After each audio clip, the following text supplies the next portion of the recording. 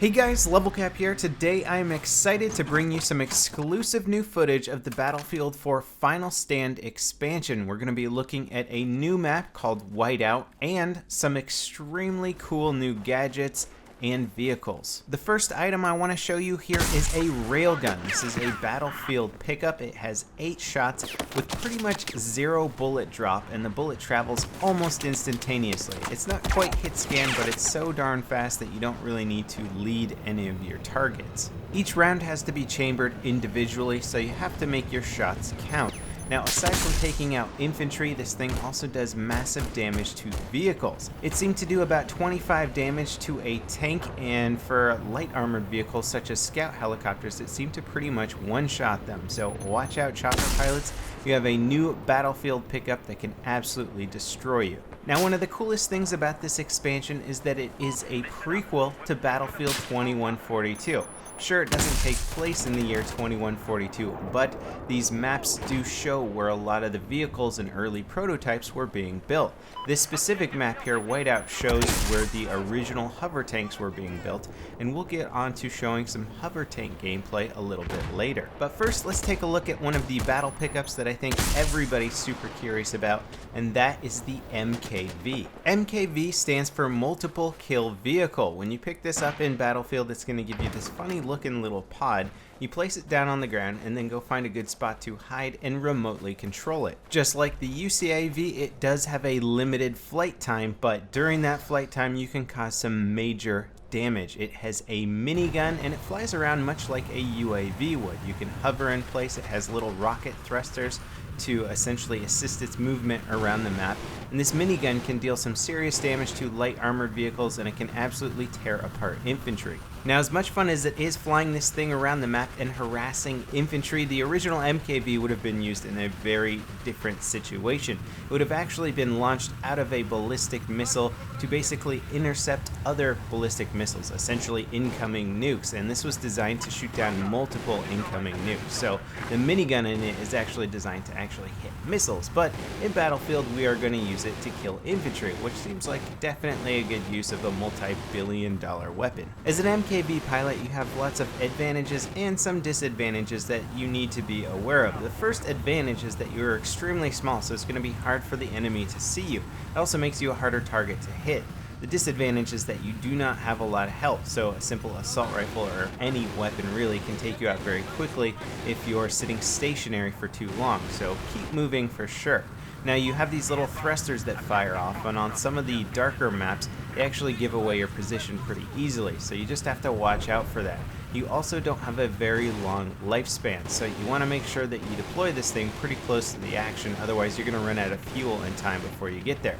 I believe it's about 60 seconds right now before you run out of fuel. One of the cooler possibilities of this weapon is that you can really take it anywhere. Sure, I'm flying high in the sky right now, soaring over some of the landscapes, but you can also take it into any doorway or building. It's got complete maneuverability and reacts very quickly, so you're really going to be able to do just about anything with this little guy. Now, of course, one of the most insulting ways to get a kill with this thing is to not use the gun at all and go for the roadkill. Chasing a transport helicopter here, the pilot bails out, no idea that an MKV is chasing him, and there you go, squish the noob.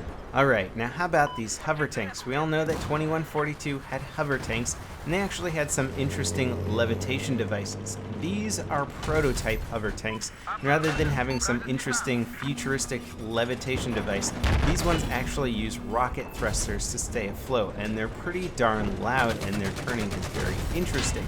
I have a feeling that these vehicles are going to be tweaked quite a bit more, but they do allow you to have pretty much the same type of maneuverability as the original hover tank, where you can side strafe. The turret does not have independent movement from the body, so if you want to turn the turret from left to right, you have to turn the whole body of the tank, just like the original hover tank in Battlefield 2142. Now, we have to keep in mind that this footage is very early on, so the aiming and maneuverability of the hover tank is subject to change, and I have a feeling that we're going to see a little bit more finesse with the final hover tank. Now, although aiming is trickier with this beast, its maneuverability is certainly far superior than a normal tank. It seems to pretty much have the same speed of a normal tank, but you can side strafe and you can get over terrain much quicker. This is going to allow you to really pull off some interesting maneuvers, and let me tell you, if you're going to try and C4 a hover tank, you are not safe standing on the side of it. You can basically strafe to the side very quickly and get a kill with it. Sometimes it's easier just to go for the road kills because the aiming in this thing currently is a bit tricky. As for customizing your hover tank, I went through the menu and it seems to have all the standard main battle tank attributes, so you can equip all the guns that you're used to on the main battle tank and all of the defensive measures. And you might think because there's some distance between this and the ground that perhaps you can go prone and the hover tank won't squish you. That is not the case. It's also excellent for running over smaller vehicles and getting some easy road kills that way. One of the most important things as a hover tank driver is to have a good gunner for you, because the secondary gun on the hover tank is just like a main battle tank secondary gun, can maneuver around, shoot infantry for you, and that's going to allow your gunner to basically deal with any sort of high priority infantry threats when you are really lacking in maneuverability. The driver of the hover tank is really going to be mostly for taking out other armor targets that are bigger and easier to hit. You just really, at this point in the game anyway, lack the finesse to line up a lot of infantry shots. It's going to be much easier in a main battle tank as a driver to take out infantry, so this is going to be a heavily team-oriented vehicle. You're definitely going to want a secondary gunner. Now, in case you guys didn't know, Battlefield 4 Final Stand is going to be available to play starting today on the CTE server. So if you haven't tried out CTE yet, this is the time to do it. You can basically get a sneak peek at the new expansion. Again, this is essentially the game in the beta state, so don't judge some of the bugs that might be in the game, or some of the vehicle tuning and balance might change for the final product, but it is still a great excuse to get in play CTE. I do believe you have to have premium to take advantage of this feature. Did I mention that Snowmobiles are the new transportation vehicle for getting around the Final Stand maps? These are by far one of my new favorite vehicles in the game. They are so fast and they can do some epic jumps. In fact, Whiteout seems to be really designed just for snowmobile jumps, and there's going to be a lot of really good opportunities to strap some C4 on a snowmobiles, take them off of jumps, and blow up tanks and helicopters and just about anything you can think of. Anyway guys, stay tuned to this channel. There's going to be a lot more Battlefield Final Stand content coming out tomorrow and further on through the week. As always guys, thanks for watching, and I'll see you next time. This is LevelCap signing out.